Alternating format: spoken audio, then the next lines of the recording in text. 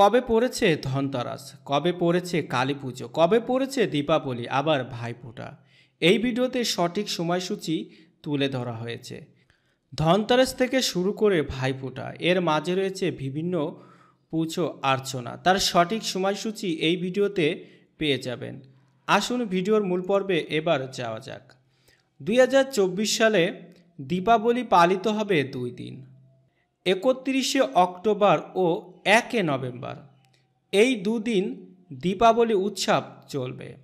কালী পুজো পালিত হবে 31শে অক্টোবর 2024 বৃহস্পতিবার। কার্তিক অমাবস্যার তিথি শুরু হবে 31শে অক্টোবর বেলা 3:55। সেদিন রাতেই হবে মা কালীর আরাধনা। পরের দিন 1 নভেম্বর 2024 শুক্রবার সকাল 6:15 পর্যন্ত চলবে এই অমাবস্যা। সেই দিনটিও পালিত হবে দেওয়ালি হিসেবে। এবার জানব ধনতেরাস ও ভূত চতুর্দশী 2024। ধনতেরাস পালিত হবে 29শে অক্টোবর 2024 মঙ্গলবারে। তার পরের দিন 30শে অক্টোবর 2024 বুধবারে পালিত হবে ভূত চতুর্দশী বা নরক চতুর্দশী। এবার 2024 সালের ভাইফোঁটা।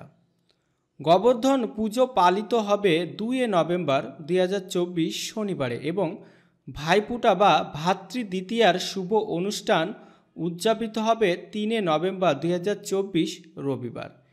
আসুন এবার সুন্দরভাবে দেখে নেওয়া যাক কবে কি পুজো পড়েছে এবং কী বারে পড়েছে তার সঠিক একটি তালিকা দেখে নেওয়া যাক।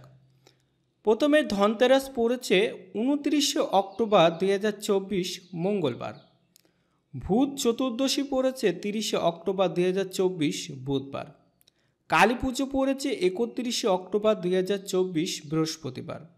দীপাবলি পড়েছে 1 নভেম্বর 2024 শুক্রবার। গোবর্ধন পুজো পড়েছে 2 নভেম্বর 2024 শনিবার।